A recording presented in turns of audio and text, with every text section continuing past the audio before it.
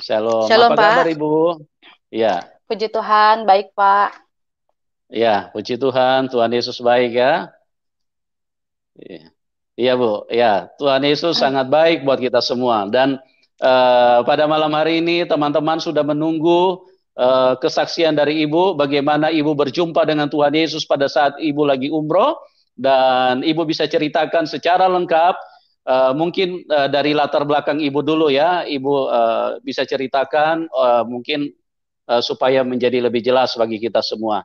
Oke, silakan Ibu Yani. Terima kasih Pak Yusuf atas kesempatannya. Selamat malam Bapak Ibu, Shalom semuanya. Saya berdoa semua Bapak Ibu dalam keadaan sehat semua pada malam hari ini. Terima kasih atas kesempatannya untuk saya bersaksi. Perkenalkan, nama saya Sri Mariani. Eh, jadi sebelum jadi seorang pengikut Kristus, saya adalah seorang single parent dengan 3 orang anak. Saya bercerai dengan almarhum mantan suami saya itu di tahun 2009. Eh, Beliau baru saja meninggal di tahun ini, Juni di 2020. Dan saya tidak pernah bercita-cita atau ingin menikah lagi. Karena saya berpikir, siapalah saya ini, anak tiga, uh, ya nggak berpikirlah untuk mau menikah lagi gitu. Jadi saya melanjutkan hidup saya dengan 3 anak saya. 3 anak saya masih kecil-kecil. Jadi pas tahun 2009 itu anak saya yang terakhir itu baru berusia 1 tahun. Eh, saya melanjutkan hidup saya bekerja dengan 3 orang anak saya menjadi tulang punggung adik-adik saya, dan saat itu kakak saya sedang sakit juga, almarhum ayah saya juga lagi sakit, tapi tetap saya menjalankan hidup saya dengan single parent. Eh, Perlu Bapak Ibu ketahui, saya terlahir dari seorang Muslim yang benar-benar taat. Saking saya cintanya kepada Muslim, anak saya yang pertama itu saya kasih nama Muhammad Al-Riansyah. Saya begitu mengagumi Nabi Muhammad. Yang kedua itu saya kasih nama Putri Al-Riansyah, dan yang ketiga Putri Riani Rahmadani, dan yang ketiga saya kasih nama Dinda Aryani. Sampai satu hari di bulan Juni 2014, saya berencana untuk pergi umroh. Saya pergi umroh, jadi pas saya mau pergi umroh itu, Tuhan izinkan uang saya yang seharusnya saya setor itu kurang gitu. Akhirnya saya pinjam sama teman saya yang seorang Kristen gitu ya. Saya nggak, saya bilang saya mau pergi umroh tapi uangnya kurang gitu. Saya bilang. Lalu eh, gak tahu ya, dia baik banget gitu, dia langsung eh, kasih gitu, dia transferin, terus saya bercandain, eh kamu nggak mau jadi Muslim, aku bilang gitu pas saya mau pergi. Lalu dia bilang, kamu pergi, kamu berdoa di sana, kamu cari kebenaran. Kalau untuk menjadi seorang Muslim, itu tidak mungkin karena saya terlalu cinta Yesus, kata dia gitu. Lalu eh, mungkin dia saat itu ngomong biasa aja nyampeinnya ke saya, tapi di hati saya itu kayak tertancap gitu. Tapi saya abaikan saja gitu loh. Jadi Juni itu saya tetap pergi umroh.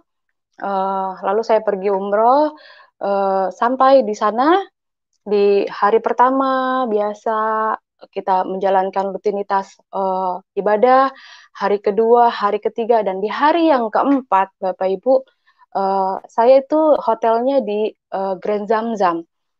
Grand Zamzam itu di Mekah, jadi dia itu connecting dengan Mekah, dengan Ka'bah.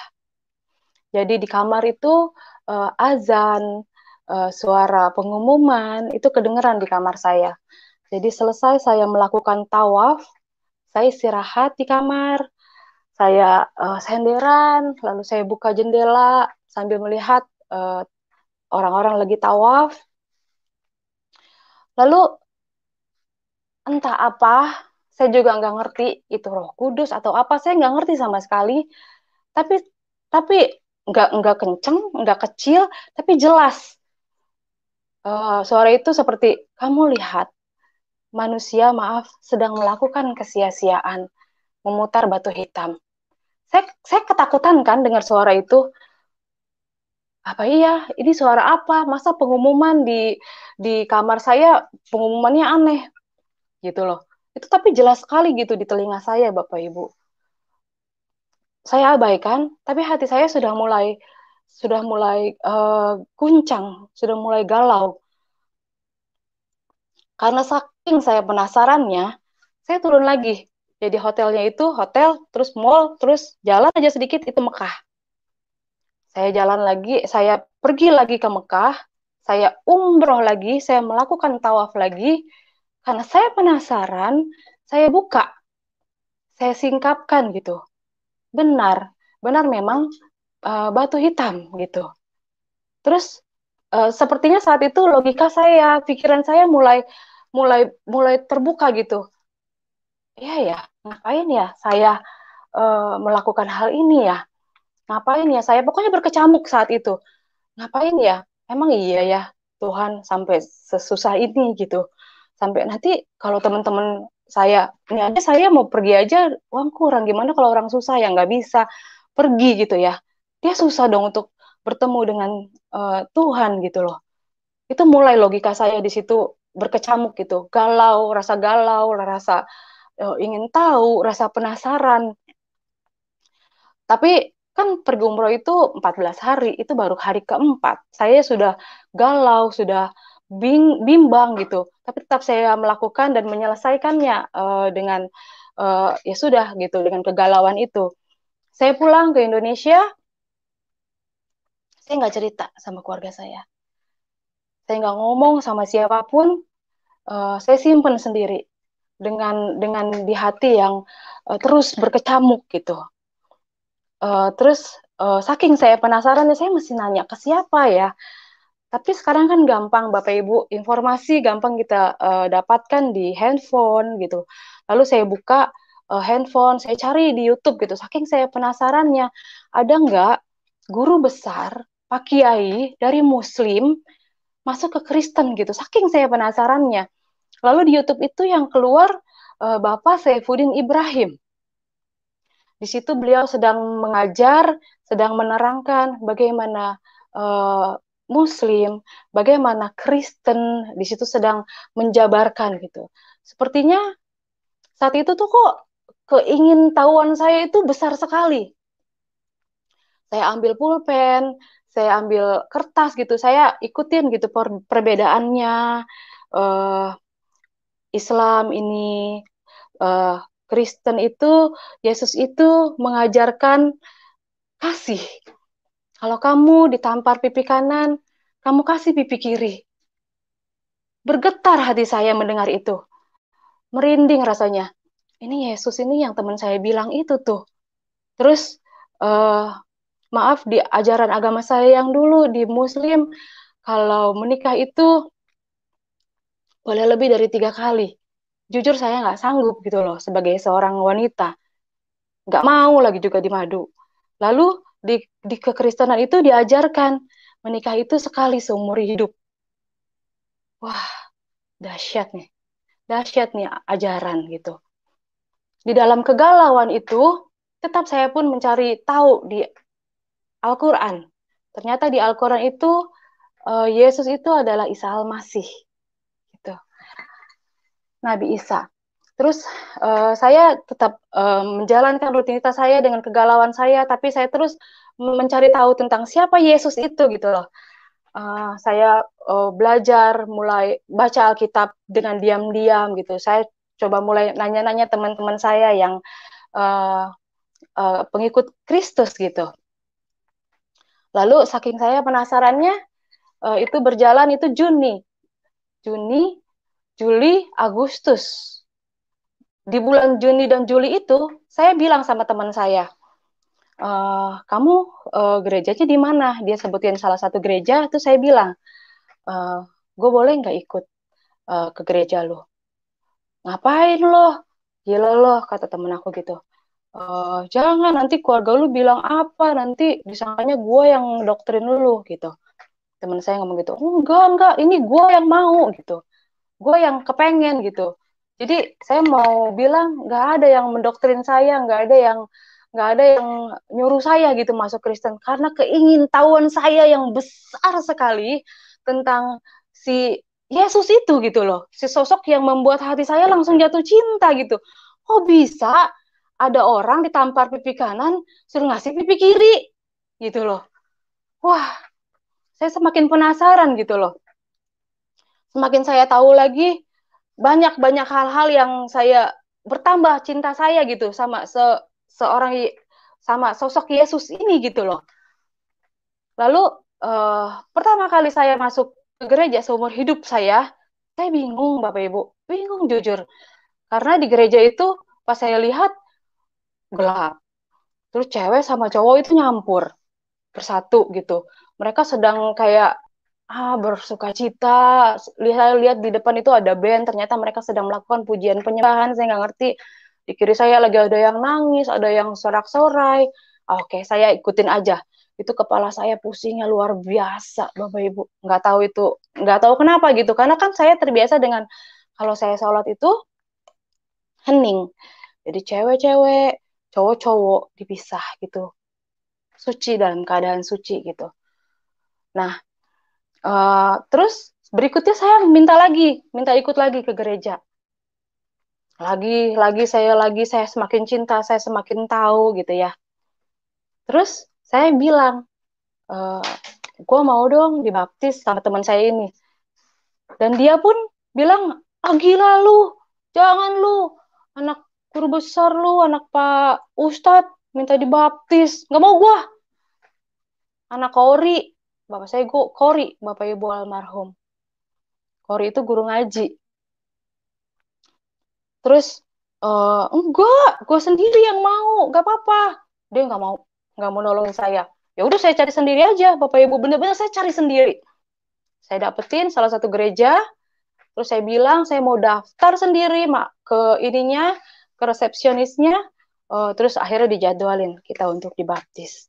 Tanggal 27 September saya dibaptis, Bapak Ibu, 2014. Hari Minggu. Saya dibaptis, saya dikasih nama Naomi. Terus saya bilang sama teman saya, kok dikasih nama Naomi? Siapa Naomi? Saya kan baca kitab belum sampai tuh ke sana. Terus kata teman saya bilang, lu baca di Rut. Terus di sana ada tentang kisah Naomi. Aku baca tentang Naomi. Oh, hati saya sedih ya. Hati gue sedih banget nih. Kenapa ya? Kasian banget ya Naomi. Lakinya meninggal, anaknya meninggal dua. Dia hidup sama eh, anak-anak dari istrinya gitu loh. Terus itu hari Minggu. Jadi salah satu teman saya yang suka cita, saya dibaptis, upload foto saya ke Facebook. Keluarga besar saya lihat. Lalu hari Senin, saya lagi kerja di Jakarta, saya ditelepon sama mbak di rumah, mengabarkan bahwa anak-anak diambil paksa sama ayahnya, sama mantan suami saya. Waktu itu kan memang belum meninggal. Waduh, itu karena dia denger gitu. Mereka takut eh, anak-anak saya didoktrin gitu loh. Jujur, saat itu saya kacau banget gitu. Saya sedih banget gitu. Karena saya kerja itu ya buat anak gitu loh. Buat anak, tiga-tiga buat keluarga. Buat orang tua saya, buat adik-adik saya gitu. Tuhan, kenapa Tuhan? Kok malah begini, malah diambil anak-anak saya gitu loh. Kan kalau orang udah divorce itu ya udah nggak ada hubungan sebenarnya gitu loh. Anak-anak saya masih kecil, lagi sekolah diambil gitu. Ngambilnya juga ngebohongin, bilangnya neneknya sakit gitu. Ternyata dia tahu gitu. Terus saya mau marah, kayaknya mau memakai kekuatan saya sendiri gitu loh. Aduh, apa panggil pengacara ya? Apa panggil polisi ya? Tapi teman saya bilang, jangan, kamu duduk aja, kamu diem, kamu bersujud di kaki Tuhan, kamu doa. Biarkan Tuhan yang bekerja untukmu.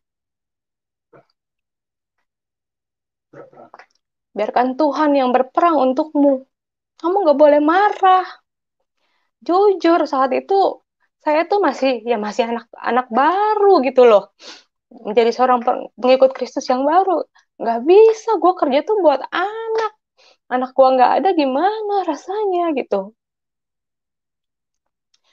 Tapi ya, benar-benar saya mau taat. Saya mau, ya udah deh, ya deh, taat deh gitu. Terus 3 bulan berselang dengan kegalauan, dengan kesedihan yang ada, saya melanjutkan hidup saya tanpa anak-anak saya, nggak ada komunikasi sama sekali. 3 bulan, Bapak Ibu, benar-benar di hari dan jam yang sama, itu 3 bulan, yang Muhammad Al-Riansyah, ternyata di pesantren yang nggak layak, dan Putri Muhammad Al-Riansyah itu kabur di hari dan jam yang sama setelah 3 bulan. Itu Muhammad Al-Riansyah kabur dari pesantren, terus si Putri juga, yang anak kedua itu kabur dari rumah mantan suami saya karena katanya dianiaya sama istri dari mantan suami saya itu gitu. Di hari dan jam yang sama, Bapak Ibu. Anak-anak, anak kecil saat itu nggak pegang handphone, nggak bisa janjian. Itu kalau bukan Tuhan Yesus yang menunjukkan kekuasaannya, menunjukkan ke Naomi, kamu nggak salah, pilih aku, Naomi ini aku bela kamu saat itu. Aku melihat Tuhan bela bela bela saya saat itu, benar-benar. Terus akhirnya saya dihubungin sama adik saya karena memang pesantrennya itu dekat rumah dengan ibu saya, dan si Putri itu rumahnya cuma beda 3 rumah dari rumah ibu saya gitu. Terus adik saya itu telepon saya bilang, ini si Putri sama si Rian kabur nih, lu cepetan deh ke sini gitu. Buru-buru saya jemput anak saya gitu, saya senang banget gitu. Sampai saya bilang, aduh Tuhan, kenapa ini? Aku bilang, sampai anak ditelantarin kayak gini gitu. Jadi kayak mantan mantan suami itu cuman kayak mau nyakitin hati saya gitu loh. Saya berpikirnya saat itu. Tapi saya ya udahlah, anak-anak udah balik itu kabur.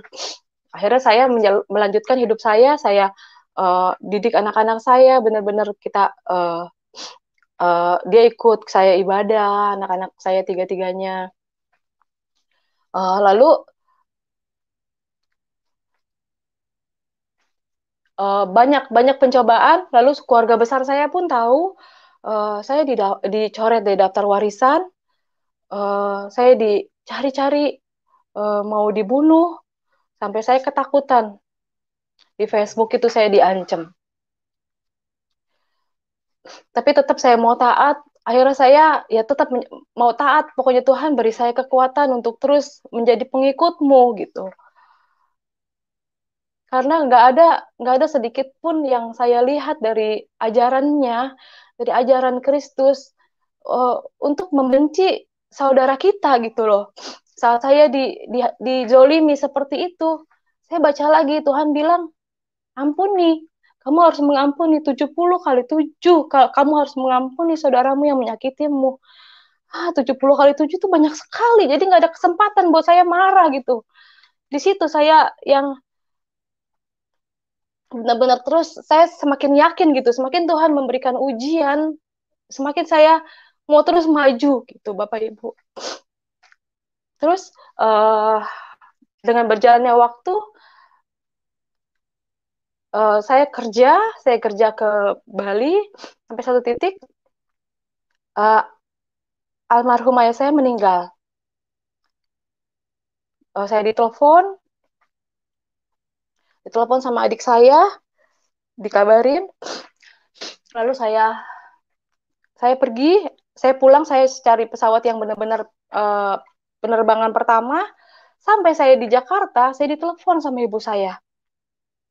Neng, maaf, nggak bisa, neng kesini nggak bisa, nggak boleh. Kita udah berembuk, keluarga besar udah memutuskan, nengnya ini nggak boleh datang ke sini untuk melihat yang terakhir kali uh, wajah Baba gitu. Saya orang Betawi jadi manggilnya Baba. Padahal ya Bapak Ibu, itu hari Senin ya Bapak saya meninggal. Hari Minggunya itu bapak saya itu telepon gitu.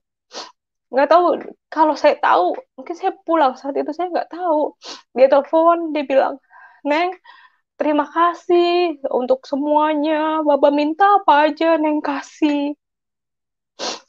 Terima kasih buat semuanya, udah ngurusin Baba sampai sekarang. Dia bilang, maafin Baba banyak ngerepotin Neng, kata dia.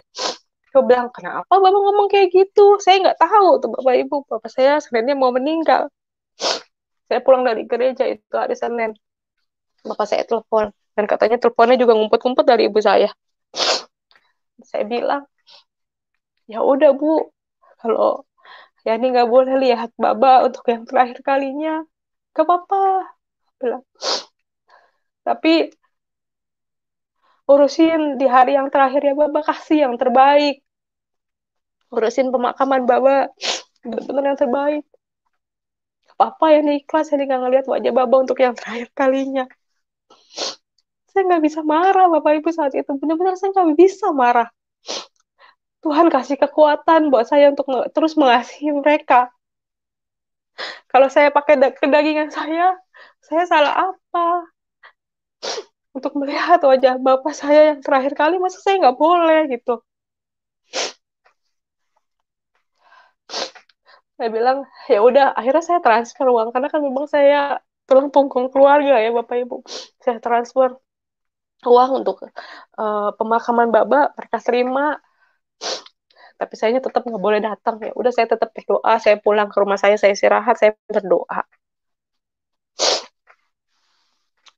Sudah, terus saya tetap melanjutkan hidup saya tetap bergereja, saya tetap melakukan ibadah saya, sambil bekerja, sambil ngurus anak-anak saya.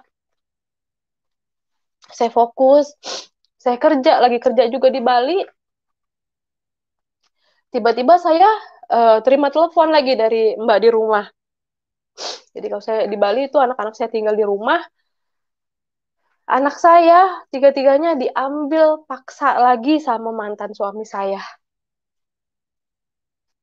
Dan itu sampai detik ini. Jadi saya pikir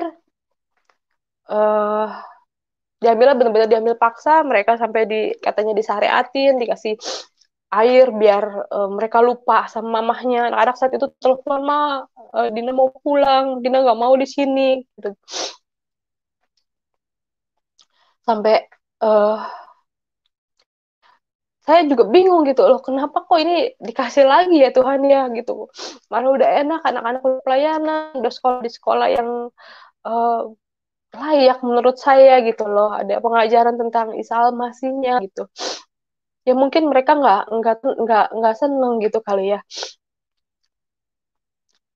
Terus ya udah, saya nggak bisa marah dan nggak berbuat apa-apa gitu loh Bapak Ibu. Terus uh, saya pikir kan almarhum ini baru meninggal kemarin ya, Juni 2020. Oh, ayahnya udah meninggal, anak-anak bisa nih ya balik gitu. Saya pikir seperti itu. Tapi lagi Tuhan mengizinkan pencobaan ini ada gitu untuk saya. Jadi ibu kandung saya sendiri yang bilang, kalau ayahnya meninggal, jangan harap anak-anak bisa bisa balik ke kamu, kata ibu saya gitu. Itu yang menyampaikan mantan istrinya untuk saya ketemu untuk merayakan hari ulang tahun anak saya, Muhammad Alriansa. Itu pun saya datang cuma 5 menit ke pesantrennya. Terus sampai ada satu hari saya mau cerita, saya ada kesempatan bertemu untuk sama Dinda, anak saya itu. Dia bercerita, dia bilang, mama, uh, nenek waktu itu ke Pak Ustadz, Pak Kiai. Dia bilang, ngapain dah? Aku bilang, iya, mau doain mama biar mama masuk ke Islam lagi. Tahu nggak mah, Pak Ustadznya kan nanya mana foto mama. Terus nenek kasih lihat foto mama. Terus diliatin kan fotonya. Lalu Pak Ustadznya bilang ke ibu saya, dia bilang, anak ibu udah nggak bisa didoain. nih ibu lihat di dahinya ada salib. Dan itu yang melihat bukan ibu saya aja, di situ ada anak saya Dinda, lalu ada kalau orang Betawi bilang encing ya, encing saya juga lihat gitu, 4 orang yang lihat Dinda cerita. Saya yakin banget Tuhan memang jaga gitu, jaga saya dan melindungi saya sampai sampai segitunya gitu. Itu aja sih yang saya mau sampaikan kesaksian saya. Jadi mungkin sampai sampai sekarang pun saya masih banyak belajar. Tapi saya tetap satu hal yang saya mau sampaikan, tetap jadi orang baik, tetap jangan marah apapun yang kita hadapi, tetap setia sama Tuhan Yesus apapun yang kita hadapin saat ini, karena Dia selalu ada untuk kita, selalu ada untuk bela kita gitu. Karena saya melihat tidak ada yang salah dari pengajarannya, dari kasihnya yang begitu besar pada kita gitu. Itu aja. Terima kasih Bapak Ibu, Tuhan Yesus memberkati. Terima kasih Ya, Pak puji Yusuf. Tuhan, kesaksian yang luar biasa. Ya, terima kasih Ibu Yani, bagaimana Tuhan Yesus, Tuhan yang begitu mengasihi setiap manusia dan telah menunjukkan dirinya kepada seorang Ibu Yani, dan Tuhan Yesus bukan hanya menunjukkan dirinya, tapi Tuhan Yesus menyatakan kepribadiannya sehingga Ibu Yani begitu terinspirasi, dan saat ini beliau mengikut Tuhan Yesus dengan setia, dan apa yang dilakukan oleh Ibu Yani itu adalah merupakan representasi dari kuasa Tuhan. Karena sebelumnya Ibu Yani sudah menyatakan bahwa dia juga adalah orang yang gampang emosi, tetapi pada saat Roh Kudus yang mengendalikan Ibu Yani sehingga kepribadiannya hanya ingin terus mengasihi kepada siapapun.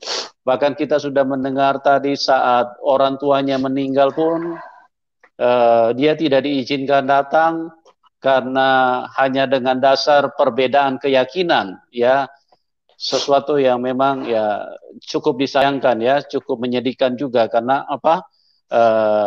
Masa anak sendiri kok tidak diizinkan untuk menengok pada saat ayahnya sudah meninggal. Dan inilah yang jadi, tetapi kita melihat bagaimana kasih Tuhan yang begitu besar, yang terus mengajarkan untuk hidup di dalam kasih dan melepaskan pengampunan, menganggap bahwa segala sesuatu, bahwa kita terus harus mengasihi siapapun, manusia-manusia yang ada di sekitar kita. Itulah Tuhan yang nyata, Tuhan yang real, Tuhan yang bukan halusinasi, bukan ilusi. Dia adalah Tuhan yang memang benar-benar impartasi masuk di dalam hidup kita. Sehingga perasaannya, pikirannya, kasihnya, itu perlahan-lahan mulai tumbuh di dalam hidup kita, mulai muncul. Dan itulah yang terjadi sehingga Ibu Yani tetap terus mengasihi mereka sekalipun mereka di dalam kondisi yang memperlakukan Ibu Yani secara tidak baik, karena banyak hal yang sudah terjadi.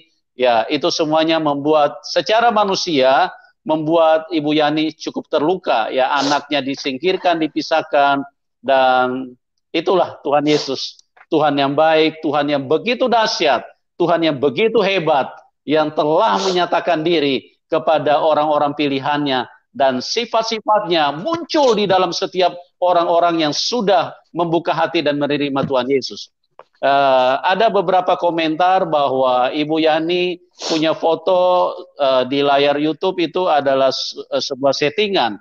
Tidak, saudaraku, itu bukan settingan. Ya, Anda jangan terlalu membiarkan dirimu dikuasai setan pikiranmu. Jangan membiarkan pikiranmu dikuasai setan. Tidak ada settingan.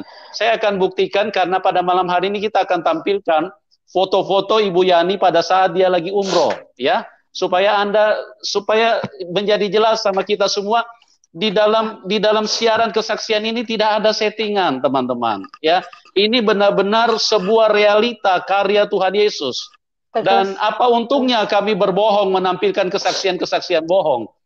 Pertanggungjawabannya bukan kepada manusia, bukan kepada Anda yang menonton. Pertanggungjawaban kami kepada Tuhan yang Maha Kuasa, Tuhan yang Maha Baik, Tuhan yang Maha Kudus. Kami tidak akan berani. Ngapain? Tidak ada untungnya, itu merugikan kami. Ya, Anda mungkin senang mendengarnya, Anda mungkin senang menyaksikannya, tapi kami berurusan dengan Tuhan. Kalau kami menghadirkan kesaksian yang palsu, maka kami adalah orang yang paling berdosa dan kami adalah orang yang dimurkai Tuhan.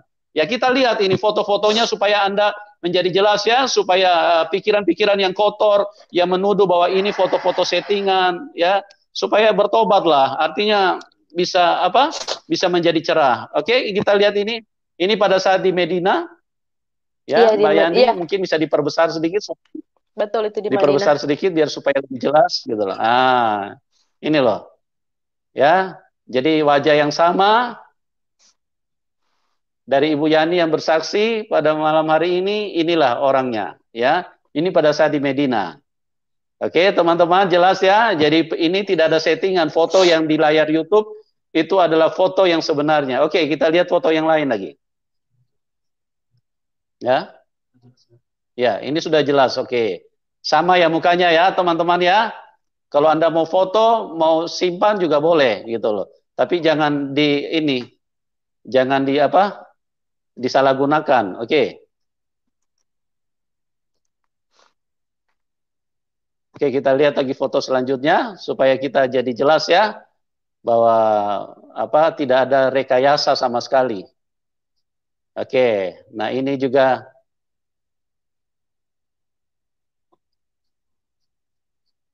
ya. Sebentar ya teman-teman, kita tampilkan lagi ya.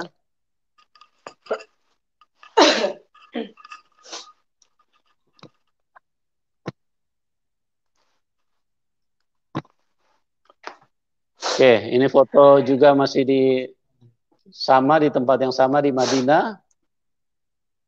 Ya, ini waktu umroh tahun 2014 ya, 2014. Bu Yani. Ya, Betul, Pak. 2014 ya. Oke. Ya, ini waktu bersama dengan suami yang sekarang ya. Betul. Ya. Oke, jelas ya. Ini waktu suami yang sekarang itu masih menggunakan hijab ya. Jadi sebelum berangkat itu Ibu Yani masih kekeh, masih sangat kuat di dalam keislaman. Tapi itulah kuasa Tuhan yang terjadi di dalam kehidupan Ibu Yani. Ya, jadi Anda yang masih membantah, Anda yang masih meragukan, ya mungkin ya perlu di-scan dulu pikiranmu supaya lebih jernih ya. Karena foto-foto ini tidak bisa dibantah, itu adalah latar belakang daripada Ibu Yani. Ya, jadi foto bersama suami yang sekarang pun itu masih menggunakan hijab pada waktu itu. Oke, jelas ya teman-teman ya. Oke, kita akan masuk ke dalam ruang interaksi dan seperti yang biasanya saya harus tegaskan di awal bahwa diskusi ini adalah diskusi yang intelektual yang mendatangkan manfaat ya. Jadi dalam diskusi ini tidak diizinkan untuk menghakimi kelompok-kelompok tertentu atau menghina kelompok-kelompok tertentu atau berkata-kata kasar atau kata-kata yang tidak pantas ya. Karena kalau misalnya ada hal-hal seperti itu, mohon maaf ya, kami akan keluarkan Anda dari ruang diskusi. Nah, setiap penelpon, baik yang mau bertanya satu pertanyaan ataupun dua pertanyaan, kita beri waktu 5 menit karena cukup banyak penelpon yang antri. Bahkan kita sudah dengar di kesaksian-kesaksian sebelumnya, kadang-kadang mau masuk saja sulit sekali karena memang kepadatan daripada internetnya. Ya, jadi kita kasih waktu untuk setiap penelpon 5 menit ya supaya yang lain juga bisa mendapatkan kebagian. Oke, teman-teman, ya masih ada foto yang mungkin mau ditampilkan. Ya, sebentar ya, teman-teman, mohon sabar sebentar ya. Ya, mungkin masih ada foto yang mau ditampilkan. Ya, kita lihat lagi foto-fotonya yang lain ya. Ya, sabar ya teman-teman ya.